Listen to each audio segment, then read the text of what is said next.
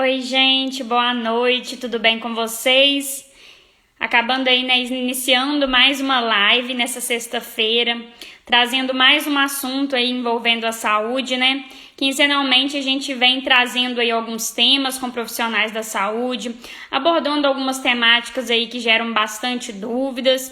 E o tema escolhido aí para essa semana, né, foi a audição. Por isso, né, eu fiz esse convite aí para o fonoaudiólogo e doutor em ciências biomédicas, né, nosso convidado de hoje, que veio falar um pouquinho aqui pra gente sobre audição. O meu grande amigo aí, Adriano Ribeiro. Então, vou estar fazendo o convite aqui para ele participar da nossa live, né? E pra gente poder entrar um pouquinho aí nesse assunto.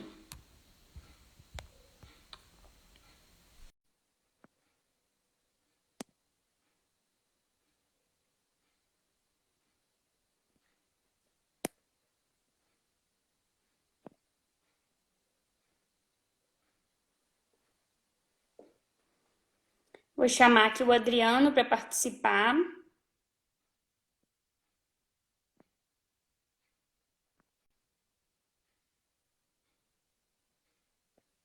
Boa noite. Ah, agora sim. O Instagram tem uns probleminhas técnicos aí, né, Adriano? Sempre atrapalhando a gente, mas deu certo, né? Tudo bem com você? Deu certo, graças a Deus. Tudo bem. Primeiramente, aí, Adriano, boa noite, né? Quero agradecer você por ter aceitado aí meu convite para estar participando dessa live. É sempre muito bom, né, a gente trazer assuntos relacionados à saúde, né?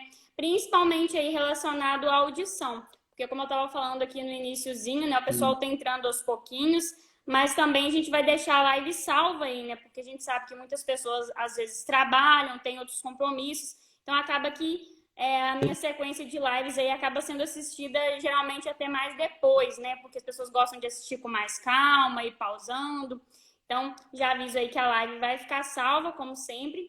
E como eu falei, né? Primeiramente agradecer aí muito mesmo por você ter aceitado esse convite, da gente estar falando desse assunto tão importante e falar que é uma honra ter você aqui participando com a gente, você que é um profissional aí tão renomado, né? Doutor em ciências biomédicas. E quem conhece seu trabalho aqui em Viçosa, em Ubá, sabe aí da sua competência e do amor que você faz aí, né? Todo o seu trabalho. Então, primeiramente aí eu quero te agradecer por estar aqui comigo.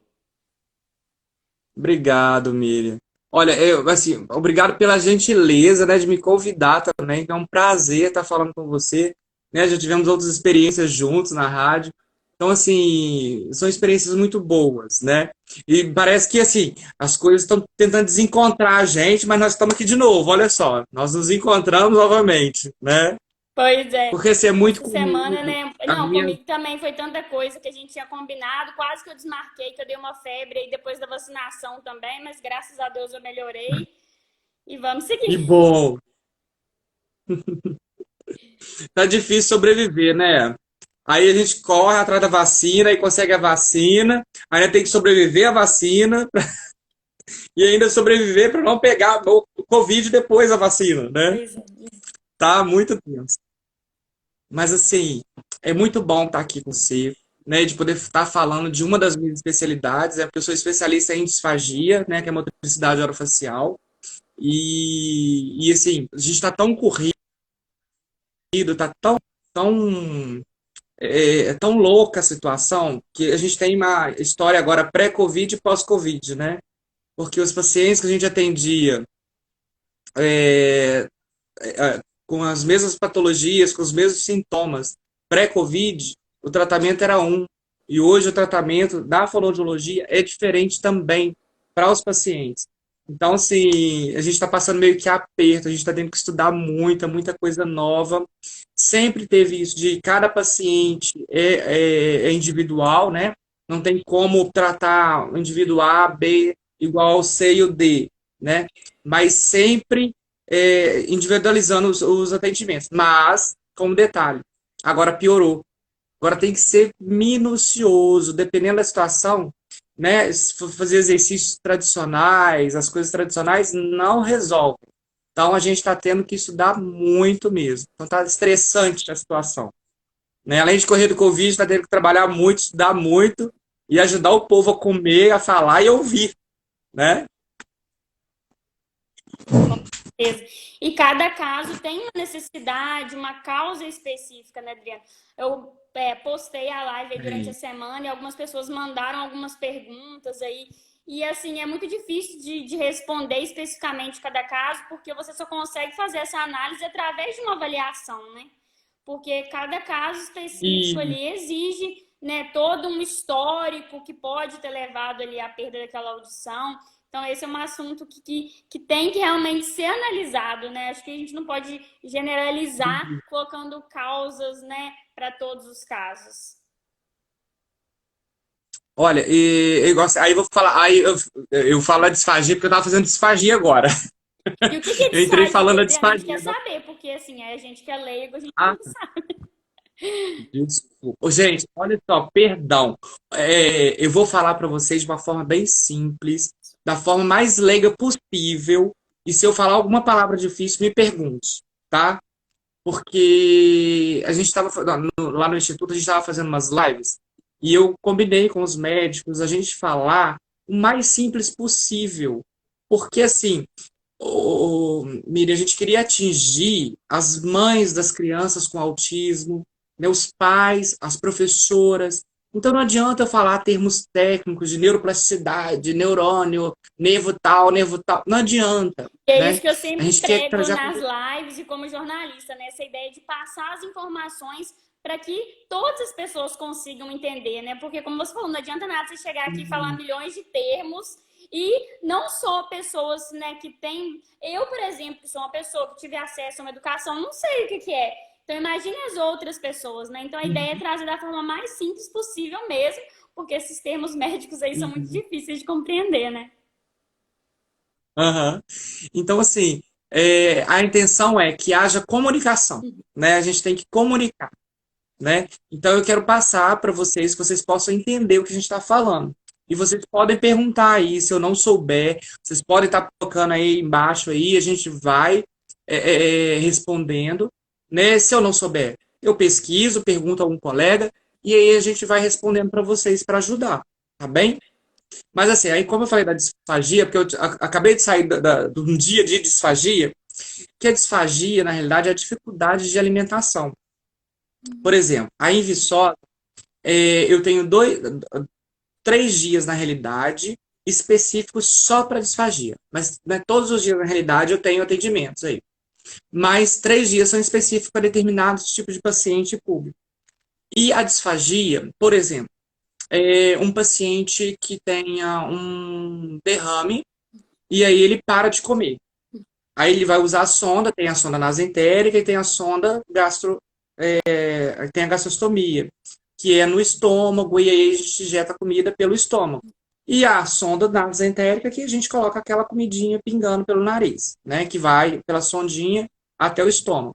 O que que acontece? O fonoaudiólogo, ele é o especialista habilitado para fazer isso, de trabalhar a mobilidade da língua, de prega vocal, de laringe, da musculatura que envolve a cabeça e pescoço, na realidade. Para trabalhar a parte dos lábios, né? O paciente pode estar escapando comida, tá babando. E aí a gente trabalha toda essa estrutura orofacial para fortalecer e fazer o paciente comer de volta, né? Voltar a comer com segurança, né? Às vezes, mas eu tô dando água, tá descendo. Peraí, mas tá dando água, tá descendo, mas tá descendo para onde, né? Aí ele tá engasgando, ele tá tossindo. Aí a gente tem que tomar muito cuidado. Mas tá engasgando ou tá tossindo? É diferente engasgar, sufocar e tossir, né? Pra gente que é da disfagia é diferente. Então, assim, o fonoaudiólogo especialista em disfagia trata essas alterações da deglutição. Então, é paciente que não consegue mais comer, pode ser por uma causa mecânica, pode ser um câncer na boca, câncer de lábio, câncer de língua, câncer de laringe, que a gente trabalha a voz da pessoa também. É, uma curiosidade: paciente sem língua pode comer? O que você acha? A gente imagina que não, né? Porque eu, pelo menos, acredito que a língua seja muito importante ali para o processo de. Sim, ela é fundamental para poder fazer a elevação no palato, assim, joga a comida lá para trás para a pessoa fazer a ingestão do bolo e engolir, né? E aí o que que acontece?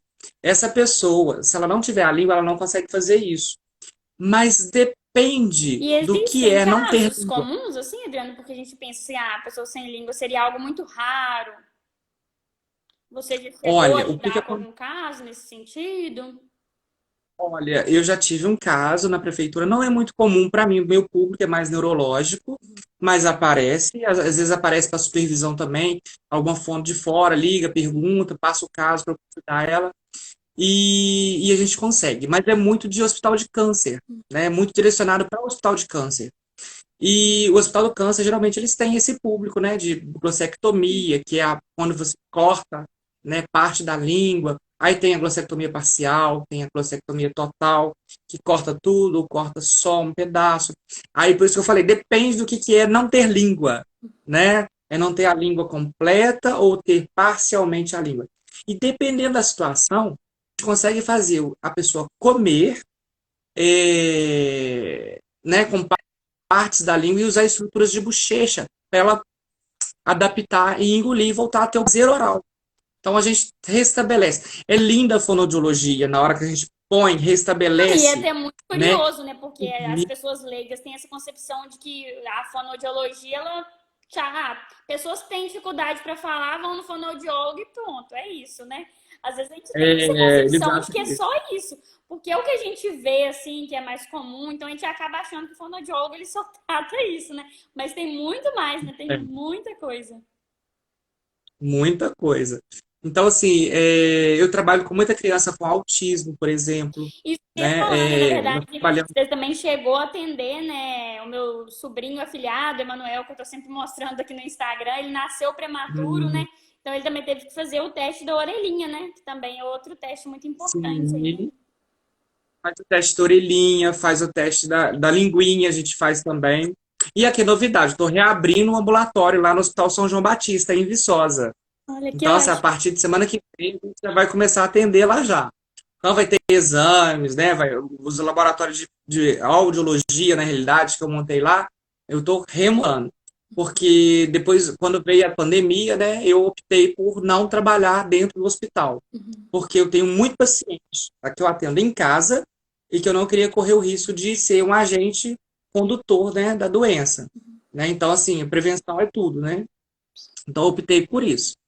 Mas aí a gente tem. Nós vamos começar o atendimento lá. Então, assim, tem criança com autismo, criança com língua presa, criança que não fala, adulto que não fala mais porque deu AVC, né? Ou traumatismo craniano também. Às vezes aparecem muitos casos pra gente com armas de fogo, né? O cara leva um tiro na cabeça, às vezes leva tiro no ouvido. Aliás, nem na cabeça, nem no ouvido. Às vezes é um tiro na cabeça que afeta a célula da orelha e que a pessoa não consegue mais ouvir. Então a gente tem que trabalhar tanto a audição, quanto a fala, quanto a deglutição.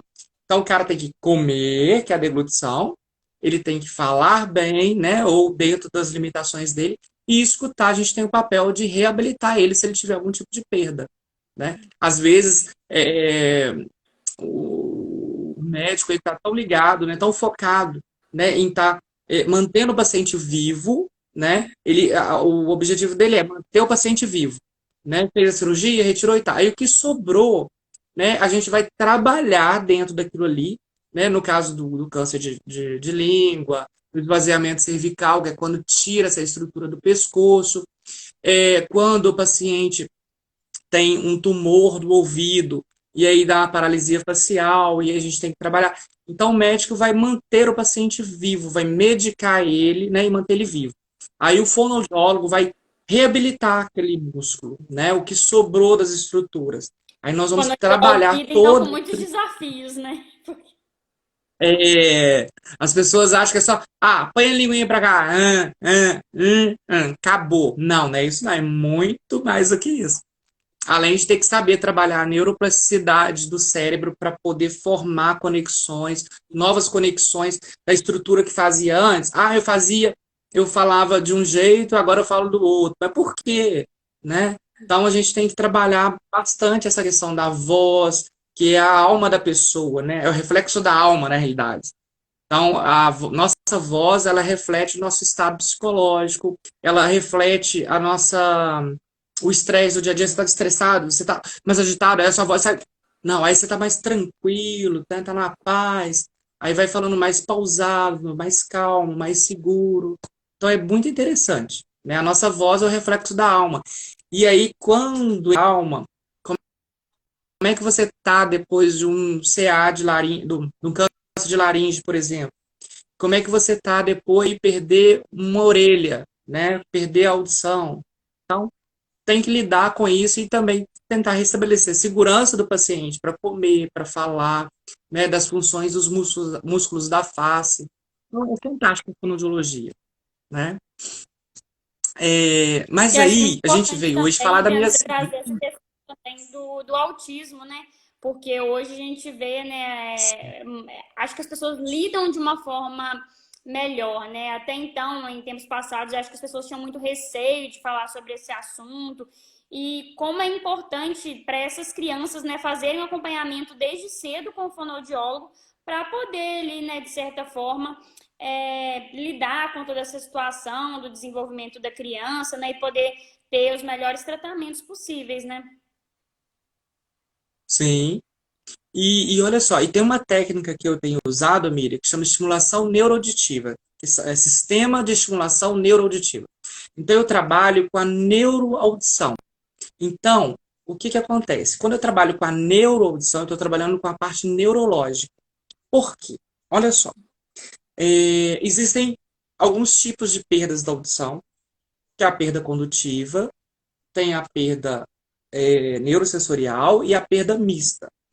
O que que acontece? Tecnicamente, para a gente é muito diferente e a gente tem que saber diagnosticar para saber que tipo de doença a pessoa tem, né? Pode estar apontando para uma doença ou pode ser só uma perda auditiva, né? Então a gente vai investigar no exame, quando o fonoaudiólogo especialista em orelha, em audição, né? Orelha, gente, é porque agora é orelha externa, orelha média, orelha interna, né? Então, a gente fala orelha é meio esquisito, né?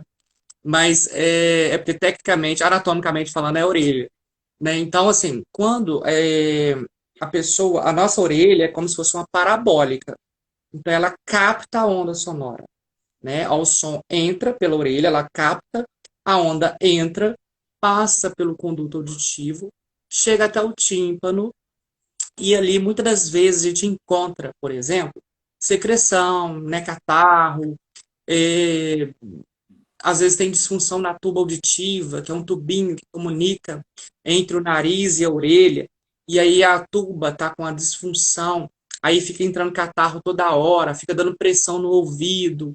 Aí a gente investiga com a timpanometria, que é um exame que nós fazemos, ou a impedanciometria, né, para ver a complacência do tímpano, se o tímpano está perfurado ou não. E depois a gente vê a alteração na cóclea, para ver com audiometria tonal, vocal. Né? Aí quando eu faço tom, que é pi, quem já fez audiometria aí, né? Tá na live, quem já fez audiometria, deve saber, faz ó, pi, pi, e aí você tem que apertar um botãozinho ou levantar a mão. Aí depende do equipamento que a pessoa está fazendo e da técnica que ela está usando. E aí, quando a pessoa ouve esse bip, a gente vai ver se ele está ouvindo dentro do padrão de normalidade. E a gente faz a audiometria de fala, que é a logoaudiometria, para ver se a pessoa está discriminando os sons. A gente fala faca, maracujá, aí fala trissílabos, depois a gente fala dissílabos, depois a gente fala monossílabos. E ver qual a porcentagem que a pessoa está ouvindo. Se ela ouvir até 92%, está dentro da normalidade. Mas aí o que acontece? Quando eu tenho uma perda condutiva, aí quando chega lá no tímpano, tem catarro, tem secreção, aí é uma perda condutiva. Aí o catarro atrapalha o som de entrar. Aí o som não entra, e aí ele entra, ele vai entrar, né? Mas ele vai entrar como se estivesse mergulhado dentro da piscina. Sabe quando você mergulha e você escuta o pessoal fazendo festa lá em cima? Sim. Né? Você está lá embaixo no fundo da água e o pessoal está lá em cima na superfície fazendo festa, cantando. Você ouve aquele... Então, é isso que a pessoa, né, escuta. Então, ela escuta distorcido. Né? Aí tem que falar mais alto, falar mais forte para ela poder ouvir, para ela poder compreender o som, a informação dada a ela. Aí o que, que acontece? Aí isso é uma perda condutiva. Quando é uma perda neurosensorial, é quando o canalzinho do ouvido está todo perfeito, limpinho, os ossículos do ouvido, tudo funcionando. E aí tá lá na cóclea, no caracol, que já é aqui atrás da orelha. Esse osso aqui da mastoide, ela fica ali. É um caracol da audição. Eu queria até trazer minha orelha, mas eu esqueci a minha orelha no consultório. Aí eu queria mostrar anatomicamente bonitinho para vocês, é muito legal. É bem didático. E aí, aqui na trás, a cóclea, ela vem, é um caracolzinho que tem várias células que captam todas as frequências que o ser humano consegue ouvir, estão incluídas ali dentro. Aí, nós temos células que captam o som, e depois temos as células fiadas. Essas são as células fiadas externas, que elas ficam fora, e as internas já ficam numa outra membrana, numa outra repartição. Essas células captam o som e manda para o nervo auditivo. Ela processa, aí começa processamento auditivo, que aí já vai para o nervo que passa aqui na nuca e que vai para o córtex cerebral, que é essa parte de cima aqui, onde a gente compreende. E aí o que acontece? Quando a pessoa tem um distúrbio do processamento auditivo, aí a gente tem que fazer a audiometria vocal, a tonal e a timpanometria. Porque eu tenho que ver se essa criança não está com infecção no ouvido, se ela tem catarro da orelha, se ela está com a disfunção da tuba auditiva, né? Se ela tem, por exemplo, feijão no ouvido, né? Já encontramos feijão no ouvido. Se a cera está entupindo o ouvido do menino ou do idoso, né? Da pessoa. Então a gente vê tudo isso. E aí você vê se tem uma perda condutiva. A condutiva, ela é mais fácil de ser conduzida, porque o médico vai dar remédio, né? E vai conseguir secar aquele catarro, e aí a pessoa volta a fazer outra audiometria, e aí ela volta a ouvir melhor, né? Mas quando é uma neurosensorial, já é mais difícil. A pessoa não consegue, né? É muito complicado. Então, por exemplo, você que está ouvindo a gente aí, se você tiver a perda só em uma orelha, corre para fazer exame e fazer diagnóstico. Então, E e até quando tem perda aproveitar isso, Adriano, que foi até uma dúvida da minha irmã, porque você falando disso, né? Ela tem 30 e poucos anos, né? E aí ela começou a perceber que ela estava perdendo a audição de um ouvido. E aí ela procurou, né, um otorrino na época, e aí ele chegou a pedir para fazer um exame, né, para ver se poderia ser algum câncer, alguma coisa assim, mas deu que não. Só que ao mesmo tempo ela perguntou qual era a causa, e ele também não soube responder e também não deu nenhum tratamento. E aí ela procurou depois outro otorrino e aconteceu a mesma coisa. Ele também não soube explicar para ela a causa e também só falou: ah, é assim, não tem o que fazer. Aí ela tá assim: Miriam, pergunta pro Adriano aí se tem algo a mais que eu posso fazer, se existe algum outro exame que ele me indicaria, o que ele acha que eu deveria fazer nesse caso, porque ela já não tá escutando de um ouvido, né? Ela é totalmente surda agora de um ouvido, e para tentar pelo menos proteger o outro, né? Ou tomar mais cuidado mesmo. Uhum. Tem que tomar cuidado, Miriam, porque não é comum, assim, é comum, né, ter perda unilateral, não é tão comum, né? A,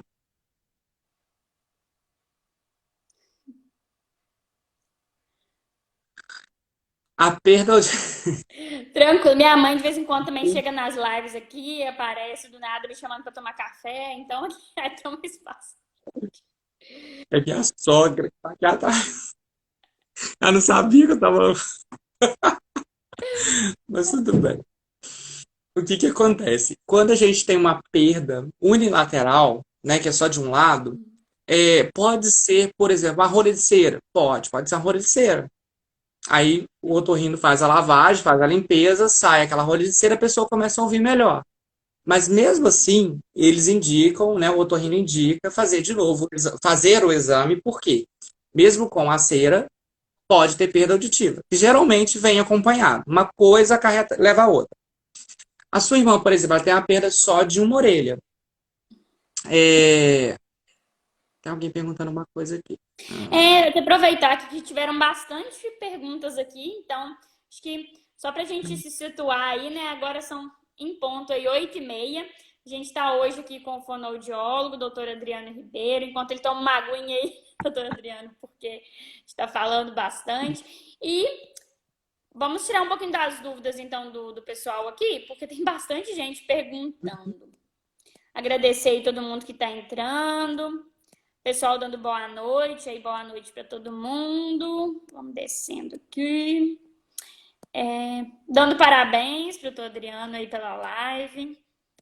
A primeira dúvida Obrigado. aqui, doutora Adriana, é gostaria de saber um pouco mais sobre a apneia do sono. Então, o fonoaudiólogo, ele também trabalha aí com essa questão? Olha, a apneia, eu sou técnico em polissonografia. Eu sou fonoaudiólogo, especialista na disfagia, que é a motricidade orofacial, e também trabalho, não a apneia em si, né? Eu trabalho a questão do ronco, né? Tem que ver se é apneia ou se é ronco. Tem diferença também, né? Então, as estruturas, eu vou falar do que é o nosso, né? A gente trabalha o ronco na fonoaudiologia.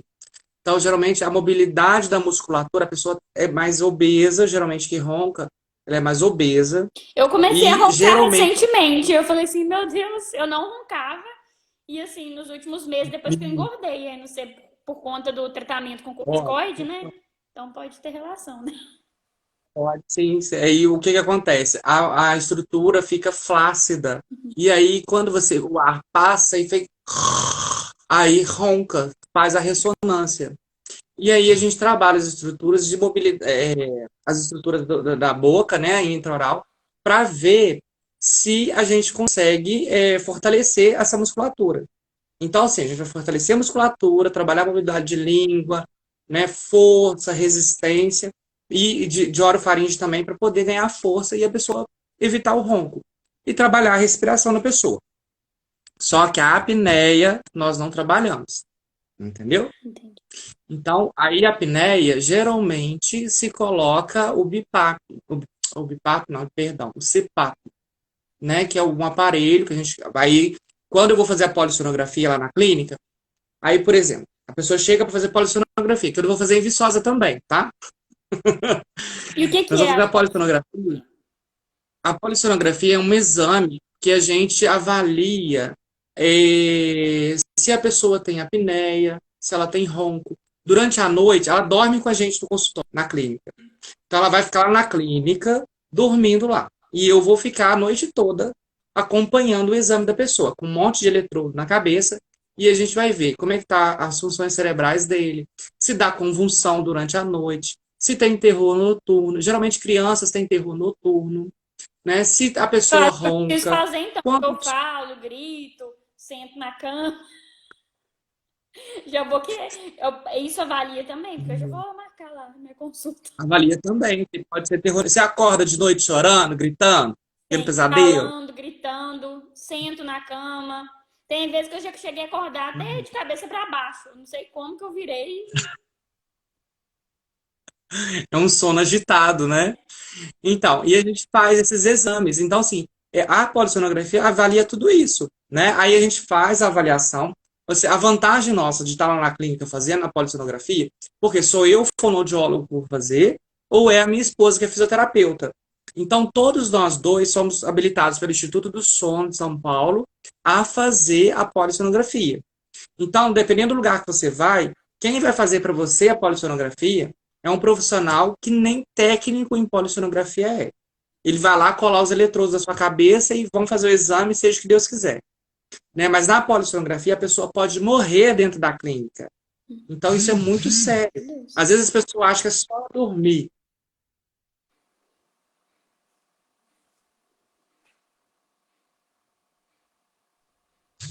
Ei, Acho que deu uma aí, travada aí, voltou. travou, A menino. internet, né? A E aí, internet. aí o que que acontece? A pessoa dorme na clínica e aí ele pode ter uma parada cardíaca, né? Aí tem hora que a pessoa vai e Mas para por de conta do respirar, ela exame ronca. em si, a pessoa pode. Não, não. O exame não altera em nada a vida da pessoa. Eu só vou colocar os eletrodos na cabeça dele e bota para dormir, Uhum. entendeu?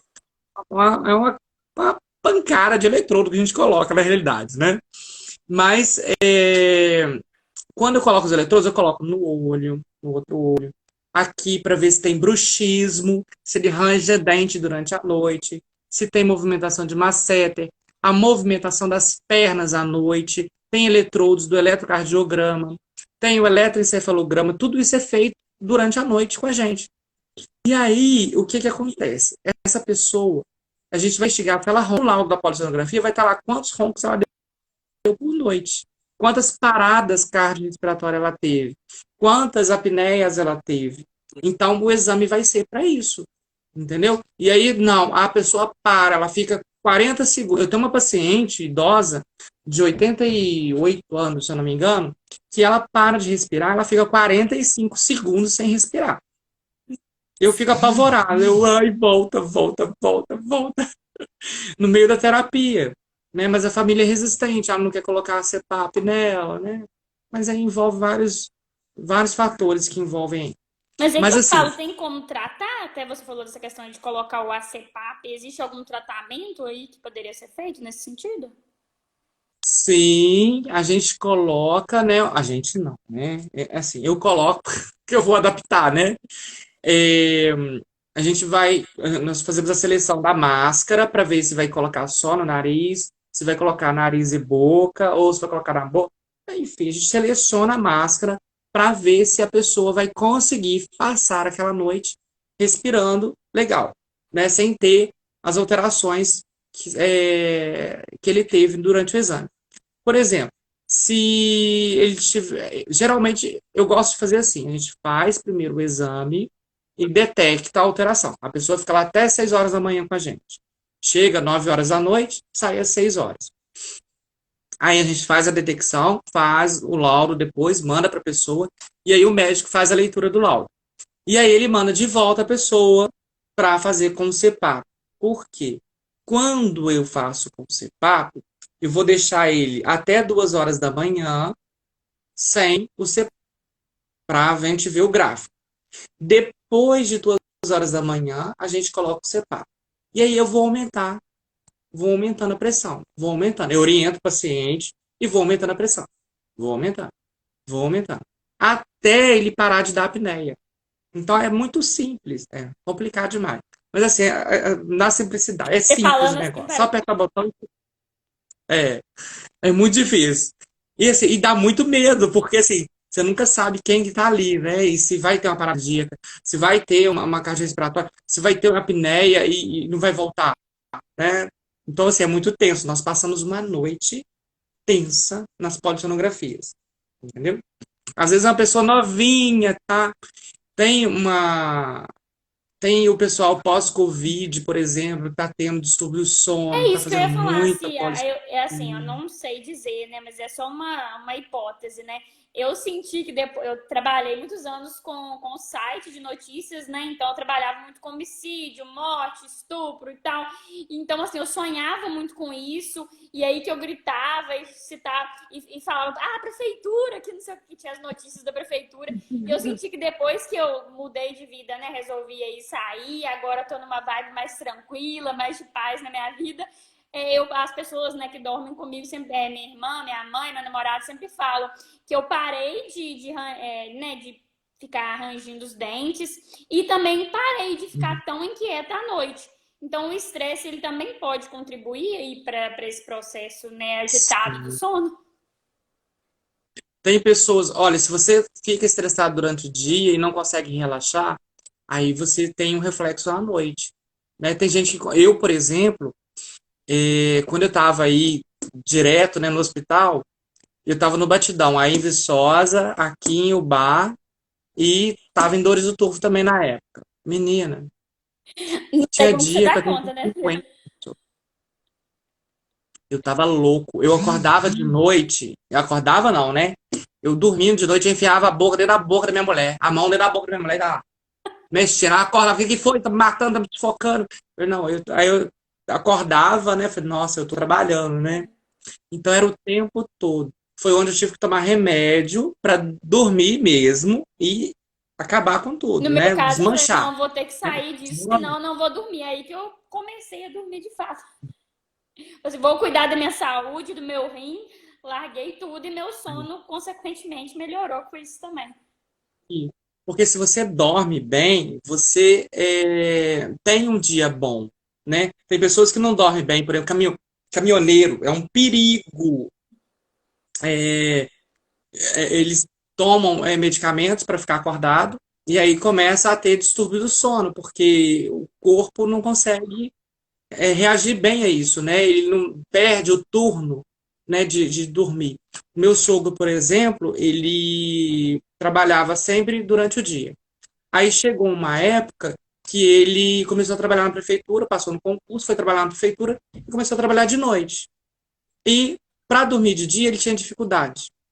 E começou a ter problemas e acabou tendo problemas psiquiátricos com Isso que eu isso. falo, vai gerando Então, uma assim, série foi de bem. consequências, né? Eu também, quando durmo mal vários dias, acaba, né, atacando dores de cabeça, né? Várias coisas vão sendo ocasionadas com isso. Uhum. Eu, por exemplo, se eu não dormir, você some da minha frente, porque eu fico um leão, né? Eu tenho que dormir. Claro que com os pacientes eu trato tudo bem, tudo normal, tá? Eu tenho Mas na muita hora que eu fico enxaqueca se eu não dormir, eu, nossa. é muito ruim. E eu fico muito bravo quando eu não durmo. Mas, Mas Adriana, a gente assim, acaba indo também aí para outros assuntos, né? A gente já tá falando de sono, que se deixar a nossa live, acho que vai a noite inteira, né? Mas só para a gente focar, vou falar a noite voltar um inteira. pouquinho mais pro assunto específico aí da fonoaudiologia e sobre a audição, né, especificamente que a gente veio trazer aqui nessa live, queria que você falasse, né, pra gente mesmo, quem tá assistindo a live, quem vai assistir depois. Existe algum indicativo que as pessoas podem perceber que ela pode estar tendo ali algum problema de audição e que ela deve procurar um profissional? Menina, tem. Olha só, tem gente, geralmente nossos idosos, né? A gente faz assim. Quando você tá na mesa, você consegue almoçar e ouvir todo mundo, né, conversando. Não, não, não. Eu tenho dificuldade porque começa aquela falação toda e eu não consigo compreender. Aí começa. Na televisão, como é que você está ouvindo a televisão? Você está compreendendo bem a televisão? Geralmente as pessoas ouvem no 19 e você ouve em 25, entendeu? Aí é mais complicado. Aí você vai ter que começar. Pera só um pouquinho. Você fez o negócio? Obrigado. Não faz, porque eu não vou fazer, não. Porque eu estou conversando com um povo muito sério. Ó, aí o que que acontece? Se a pessoa ouve, por exemplo, no 19, normalmente ouve 19, e você ouve lá no 25, tem uma coisa errada. Se você tá numa roda de amigos conversando, e toda hora você tem que olhar para a boca dele para ver o que ele está falando, você também já tem uma alteraçãozinha. Não é que você tem alteração, né? Você pode estar atento para essa alteração.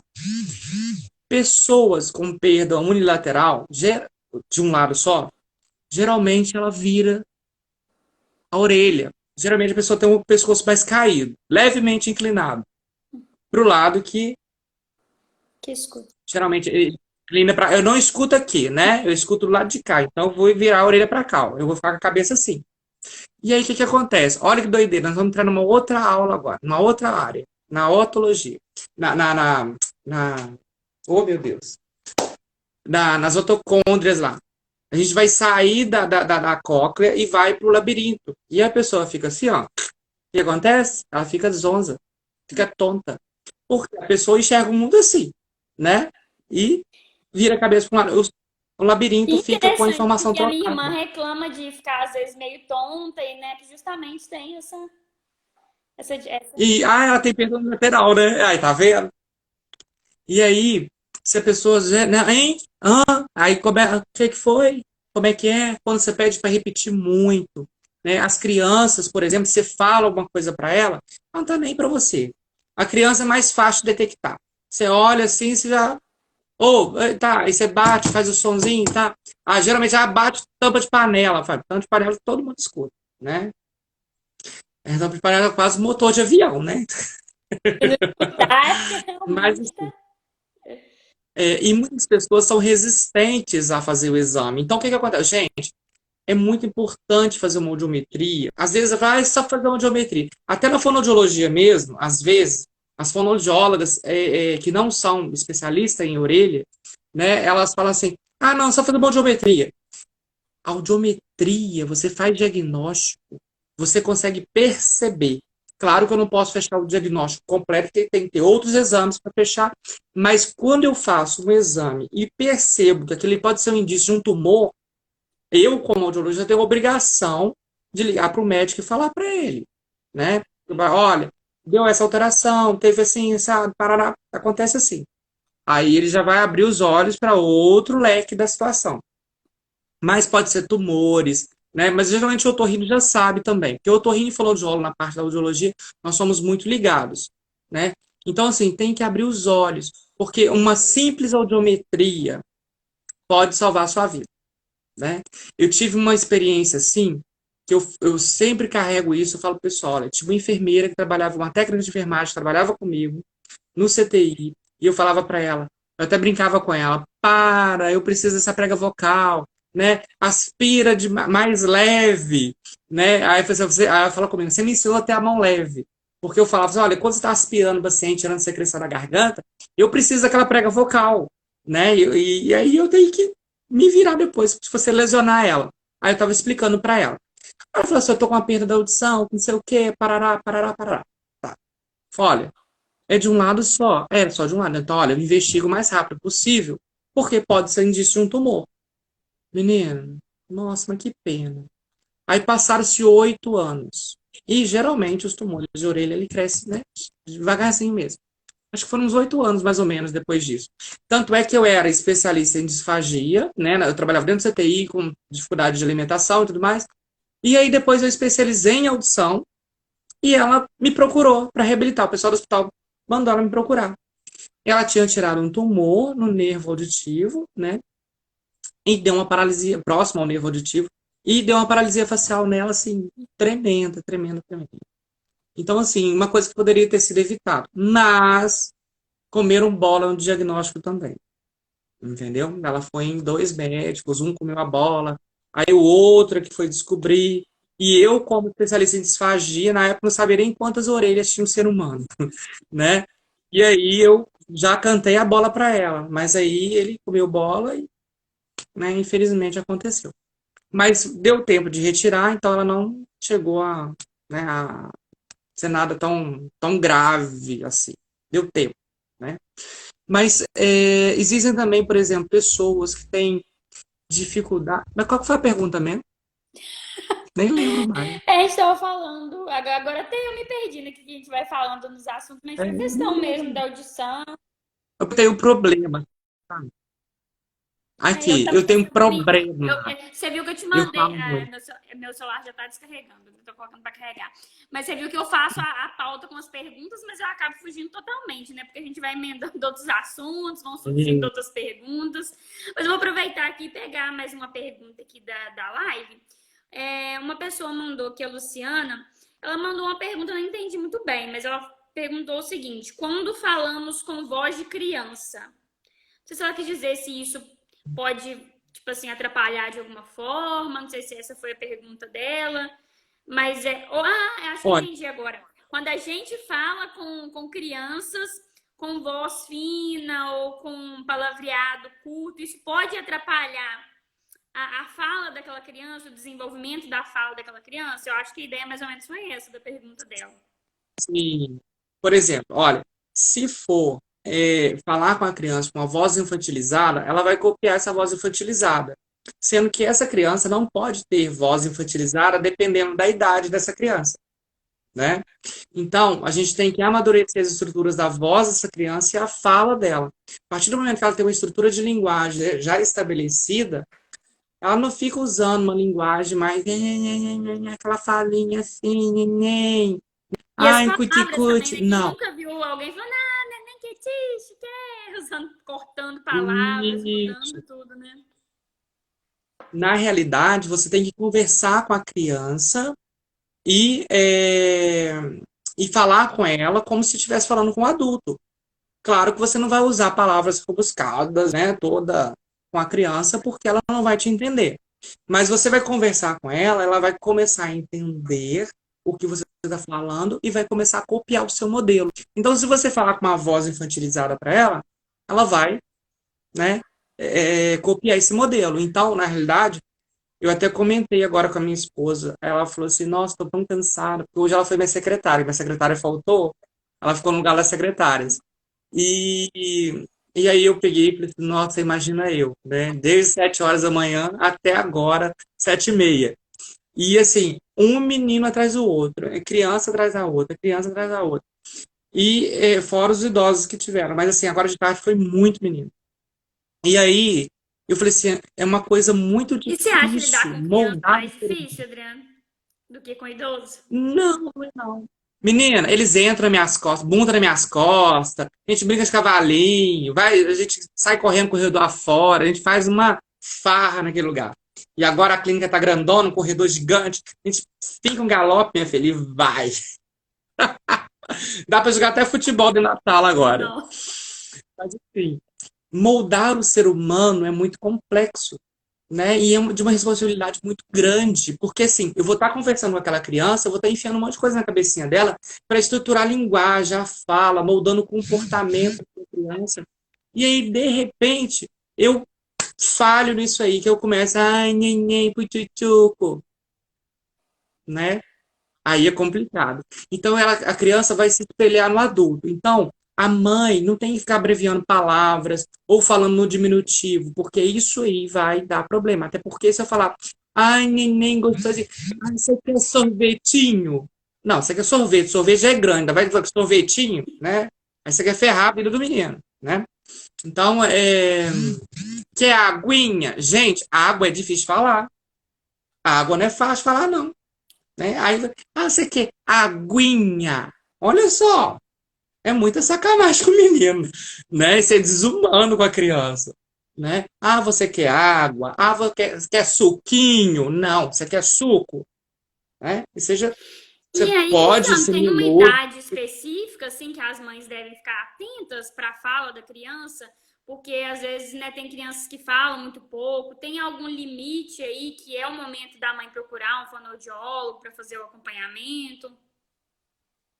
Olha só, isso é muito complicado. Ah, mas deixa eu falar. Então, assim, você pode falar com a criança, né, falando normal e tal, mas tem que trabalhar também a melodia, tem que ser suave, tem que dar entonações, para ela aprender a falar, né, e dar vida à voz, dar vida à fala dela. Agora, a questão do ficar atento aí, a- hoje já se sabe, nós temos muitas crianças, a gente está falando dos filhos da pandemia. Eu ia ter que fazer uma live sobre isso com uma Érica no Facebook e no YouTube lá, mas acabou que não deu para fazer porque eu tive um probleminha. E aí, foi no mesmo dia que a gente ia fazer, né? E aí, o que que acontece? Os filhos da pandemia, a gente tem as crianças que nasceram em 2019, que, que fizeram um ano. Olha só o prejuízo que deu. Quem fez um ano e meio, no meio de 2020, né? Nós estamos 21, né? Nós estamos 21. Quem 19, quem nasceu em 19, passou com um ano e meio, um ano em 2020, está num prejuízo de fala de linguagem muito grande. As crianças de 3 aninhos agora, 2 anos, 3 anos, estão num prejuízo muito grande. Até os de 4 anos. Mas os 4 anos, alguns já escaparam. Por quê? Entraram no lockdown, todo mundo usando máscara, e aí essas crianças ficaram isoladas. Não teve, para piorar, teve que ficar sem escola, né? Então, assim, houve um comprometimento muito grande na fala dessas crianças, porque estão usando máscara, né? Não está tendo convívio com a avó e a figura da avó, a figura do avô, a figura do pai, a figura da mãe. Tem famílias que foram separadas, né? O pai está numa cidade, a mãe está na outra cidade com os filhos. Então isso causou um desequilíbrio muito grande. Nós estamos tudo desequilibrados na realidade, né? E isso está refletindo nas crianças, né? E a gente não sabe, igual a gente estava na USP, estudando sobre tempos de tela, né? Que a criança pode ficar no celular ou na televisão, no tablet, 2 horas no máximo. Hoje o menino passa O dia o dia inteiro. inteiro no celular e tem aula no celular. Então está muito complicado. A gente está tendo que avaliar. Vão surgir novas doenças, vão ter várias patologias diferenciadas aí pós-Covid, na realidade, por causa das lesões neurológicas. A gente não sabe, né, ainda a longo prazo como é que vão ser essas lesões. A gente não sabe a longo prazo como é que vai ser esse prejuízo dessas crianças que estão na tela, né, que estão vendo celular, vendo televisão, vendo tudo. Aqui em casa, se deixar, minha menina vai no tablet, aí acaba a bateria do tablet, ela vai pro celular. Acaba do celular, vai pra televisão. Aí eu falei assim, não, você vai colocar isso aí pra carregar. Né? Aí chega de noite, eu falei, não, deixa eu colocar um filme pra ver se eu durmo, que eu ligo a televisão pra dormir. Eu não ligo a televisão pra ver, pra dormir. Né? E ela quer ficar com a gente. Então, assim, eu falei, gente, será que eu tô pecando, né? Não, tem que ficar mais com eles. A gente tem que estar alerta para isso. Porque agora a gente voltou a trabalhar e a gente está com medo do Covid lá fora e do Covid trazer para dentro de casa e para levar para casa de alguém. Então a gente está com essa tensão toda. Então a gente tem que tomar muito cuidado e não deixar os nossos filhos refletir isso nos nossos filhos. É, a mãe deve ficar atenta a partir de 1 ano, ela já pode ficar atenta. Por quê? A criança pode não ter um olhar compartilhado, ela não encarar a pessoa. Os meninos que nasceram na época da pandemia não estão olhando pra gente, porque não precisa. Né? Ele olha para a tela e acabou. Então ele não vê, por exemplo, por mais que a professora esteja lá do outro lado da tela, e ele vai olhar aquela pessoa ali, ele vai achar que é uma tela. Mas quando ele vê a pessoa pessoalmente, ele vai ter medo da professora. Já aconteceu isso com alguns meninos aqui, que não se adaptaram à ida na escola e que levaram o susto com a professora, que levaram para conhecer a professora. Ele não via como uma Isso pessoa que ele entra em um conhecia, debate muito grande, porque né? ele Porque não como que essas reconhece. crianças vão para a escola depois, né? Quando tudo isso se amenizar, essas relações, como que elas vão ser construídas ali, vai ser muito diferente, né?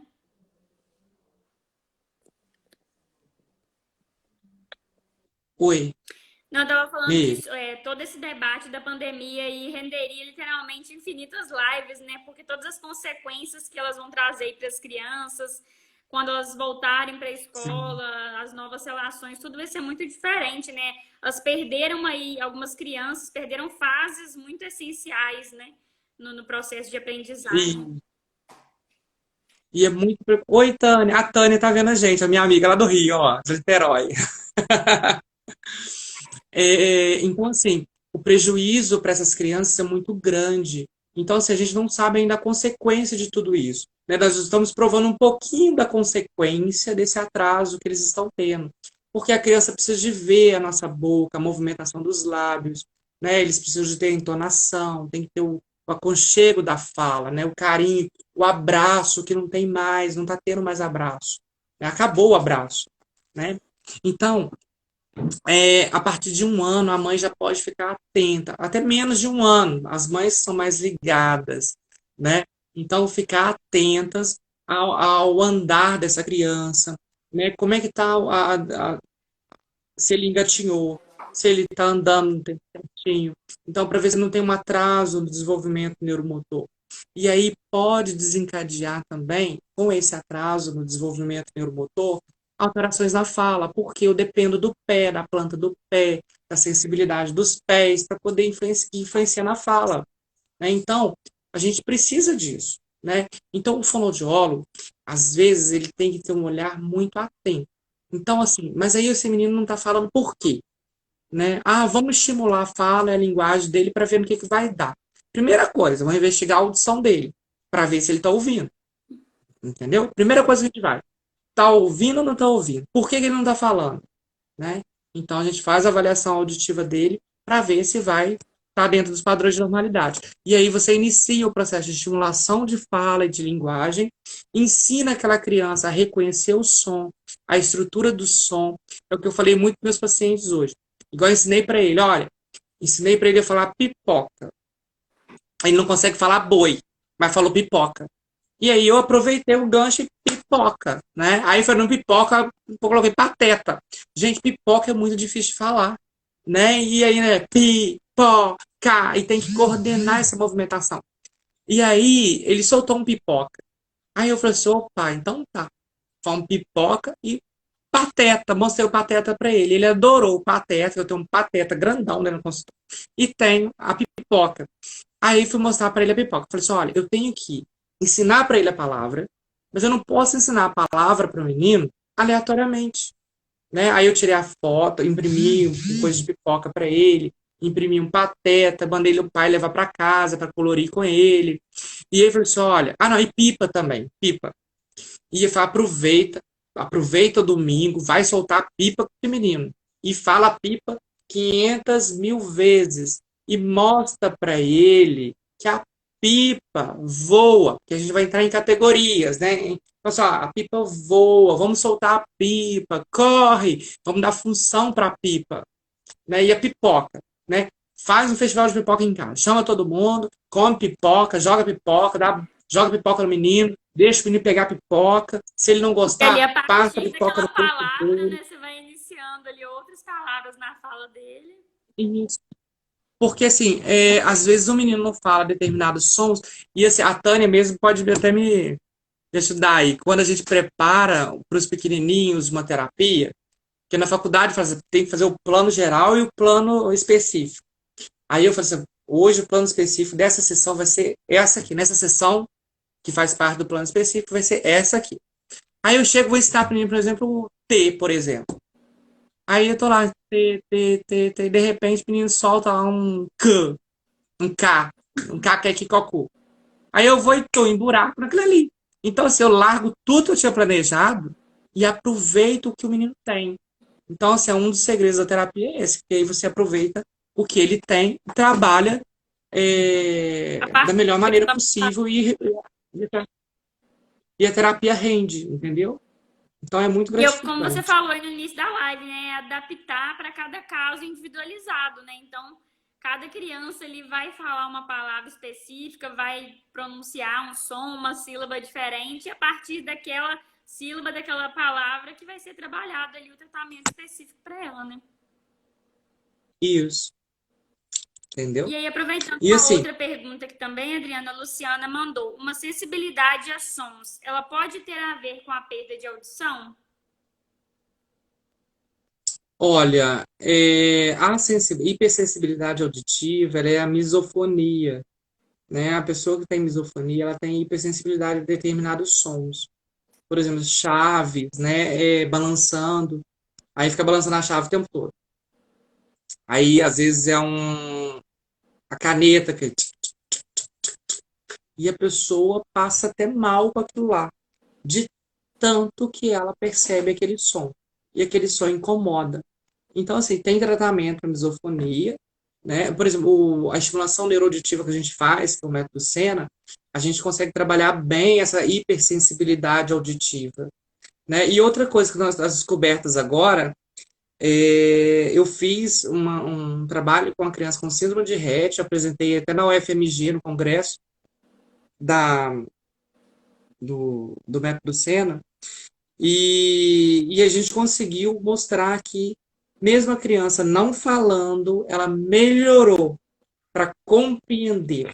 Através do olhar, eu fotografei, filmei todo o processo e a gente conseguiu mostrar o quanto ela melhorou. Foi muito gratificante. E eu amo essa menina que eu atendo ela, sabe? Então eu deixei a barba crescer por causa dela, que ela tinha. O pai dela tinha barba, né? E aí eles se separaram, o pai separou da mãe, tá? Aí eu deixei a barba crescer. Aí eu falei assim: olha aqui, igual do papai, que não sei o que e tal. Ela passava a mão na minha barba. Aí eu deixei a barba crescer. Aí ficou.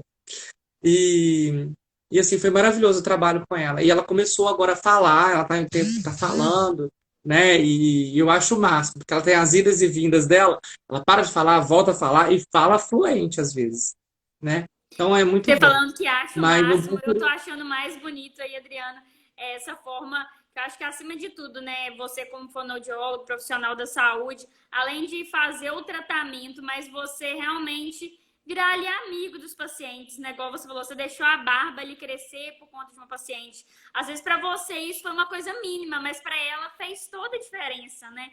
Então acho que isso que é tão bonito aí, é, eu aproveito para te dar os parabéns, né? Porque se todos os profissionais, né, não só da saúde, mas de todas as áreas, fizessem o seu trabalho com amor, a gente teria aí um mundo muito melhor, né? Porque quando a gente recebe, principalmente no momento difícil, né? Eu com os meus problemas renais, aí eu não sei se você conhece o nefrologista, talvez você conheça por causa do Hospital São João Batista, o Rodrigo Gomes, que é nefrologista, né? Então, ele tá sempre ali muito junto comigo, falando, não, Miri, a gente vai superar, a gente vai passar por isso, e sempre me incentivando. Então, você falando isso também, acho que isso que é o legal, sabe? Da gente fazer tudo com muito amor, porque aí uma criança ali que às vezes tem dificuldade de fala, que tem uma doença, alguma coisa específica que prejudica ali a fala dela, ela se sente acolhida, ela se sente motivada para continuar tentando, para buscar seguir no tratamento, né, para ter ali os melhores resultados possíveis. Então, quero te parabenizar por isso e falar que isso aí é muito, muito bonito. Ai, que bom, obrigado. Menina, eu tenho uma experiência assim com um outro menino. Ele chegou para mim com 15 anos. Eu até fui no aniversário dele de 15 anos. E aí, no aniversário, aí eu já estava atendendo ele, tá? E aí, ele é autista, né, não verbal, mas ele solta alguns sons, muito pouquinho, mas solta. Mas só na hora que ele quer também, de veneta.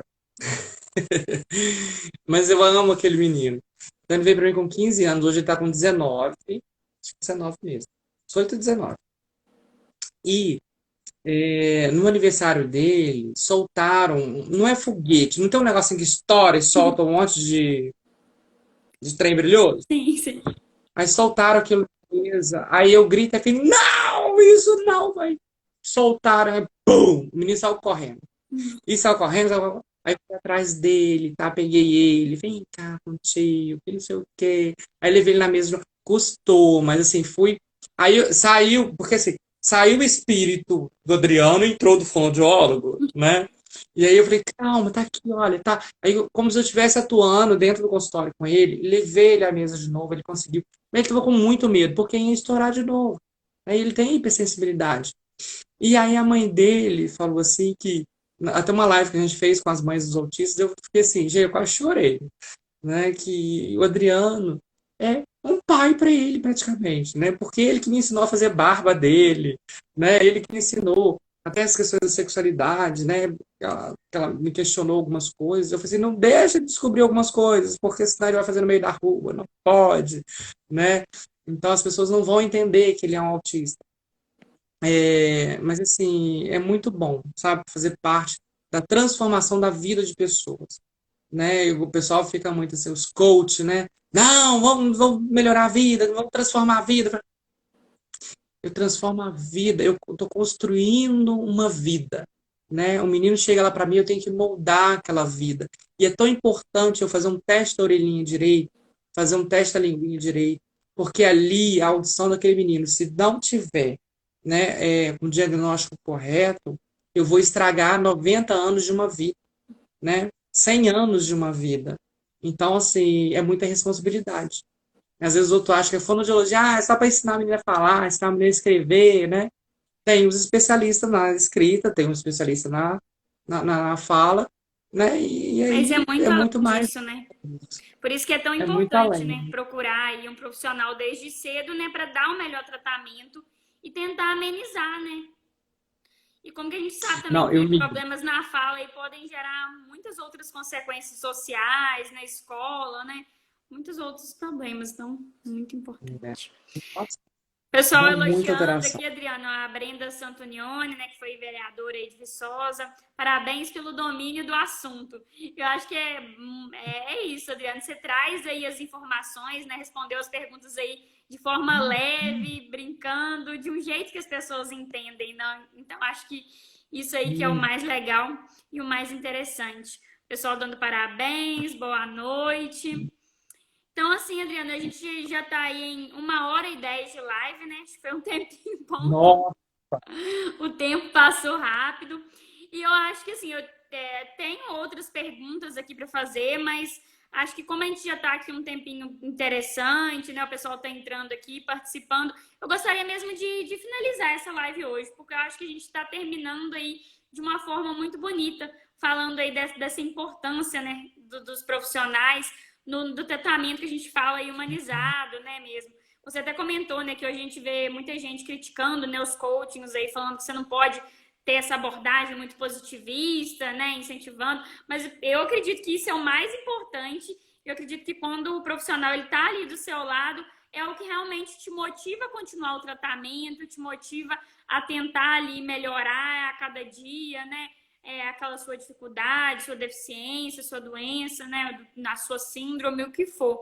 Então, de fato, aí eu quero agradecer muito, muito mesmo por você ter aceitado esse convite, falar que foi muito bom, muito enriquecedor aí o nosso papo, né? Pude conhecer várias coisas que eu não sabia aqui, apesar de a gente ter fugido totalmente da pauta das perguntas aí, mas foi muito legal conseguir tirar dúvidas, entender um pouco mais e já deixar o espaço em aberto, né? Porque acho que a gente não fez aqui nem metade das perguntas, então já fica aí o espaço em aberto para a gente voltar novamente, bater mais papo, falar mais sobre o assunto aí, porque é sempre bom a gente estar entendendo mais e disseminando para as pessoas, né? A importância aí do tratamento precoce, da gente sempre estar atento, né? E de procurar aí um profissional especializado. E para finalizar também, né, já agradecendo aqui também, peço que você deixe aí seus contatos, onde que você está atendendo agora de fato, para o pessoal que tem alguma dúvida também, né, sobre qualquer assunto aí envolvendo audição, fala, onde que eles podem te achar, né? E também seu Instagram aí, para quem quiser saber mais conteúdo sobre audição. Olha só, uma coisa só para eu finalizar, porque eu acho que eu não falei direito.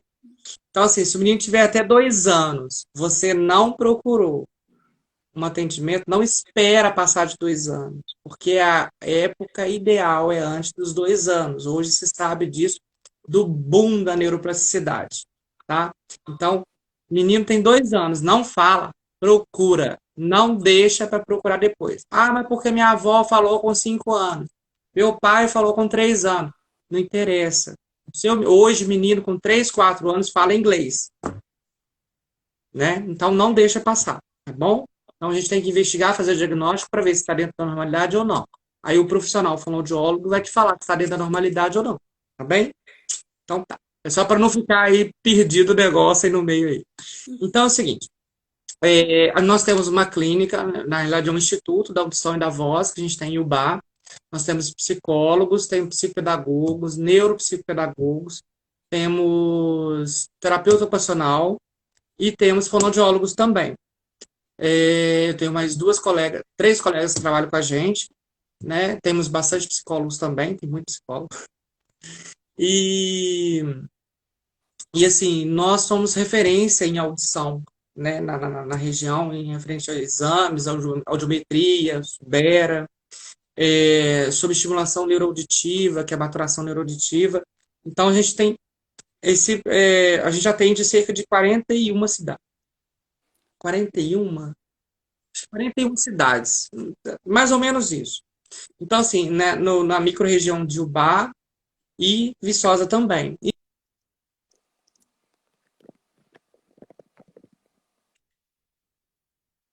Do consórcio Cataguases também, naquela banda de lá, até Juiz de Fora. Enfim, em Viçosa eu atendo aí no Hospital São João Batista, que a gente está reformulando o ambulatório, a gente vai colocar aparelho auditivo, todos os exames auditivos a gente vai ter lá, né? Então, eu gosto muito dessa área, é muito legal. E que se você conhecer alguém também que precisa de pôr aparelho auditivo, ou até mesmo não come, não fala, está com traqueostomia, né, pós-Covid, né, que fez intubação, aí está com, com traqueostomia, não consegue falar, não consegue comer, tem tratamento, tem solução. Então, assim, a pessoa não precisa ficar sofrendo daquele jeito. Tem um especialista de disfagia que trata essas alterações, né? Aí, assim, a gente tem o Instagram da clínica, que é o IBRAV, IBRAV-BR, que é Instituto Brasileiro de Sono, não, de Audição, Sono e Voz. E o meu é Adriana Virino Ribeiro, Instagram. O telefone nosso é 32 30 21 20 66. E tem o meu também. Se alguém quiser mandar alguma mensagem, alguma coisa assim, pode mandar. O meu é 32 99922 4023.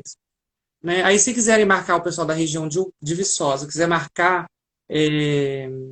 algum exame, pode, ou terapia, pode ligar para o 30 21 20 66, que a gente vai estar agendando aqui em Ubá, mas atendendo em Viçosa do hospital, tá? Que às vezes ligar para o hospital fica um pouco incômodo, demora um pouco, mas aí vocês conseguem falar com a gente para facilitar também o atendimento, tá? E o seu Instagram Miriam, foi muito pessoal aí bom. também, para quem quiser sempre te acompanhar. É, também, é Adriano Avelino Ribeiro, né? Aí só. Acho que é Adriano Avelino Ribeiro ou Adriano Ribeiro? Não sei. Acho que tá Adriano Acho que é Adriano Ribeiro, Ribeiro. né? Adriano Ribeiro, isso mesmo. É, isso mesmo. Tá? Só me procurar lá, vai estar aí, ó, de jaleco, bonitinho, um cara de doutor. Super simpático, né? Quem conhece sabe. Mas é isso, Adriano. Muito Obrigado. obrigada aí por você ter tirado esse tempo aí na sua vida tão corrida para vir bater um papo aqui com a gente. E desejo para você uma Obrigado. ótima noite, muito sucesso aí nessa nova trajetória, vamos dizer assim, viçosa, né? Com esse novo espaço, né? Novos exames. Então, muito sucesso para você, porque você merece, que você é uma pessoa iluminada. Então, uma boa noite Obrigado, viu? para você. Obrigado. Você também, tá? Foi um prazer, querido. Tchauzinho. Tchau.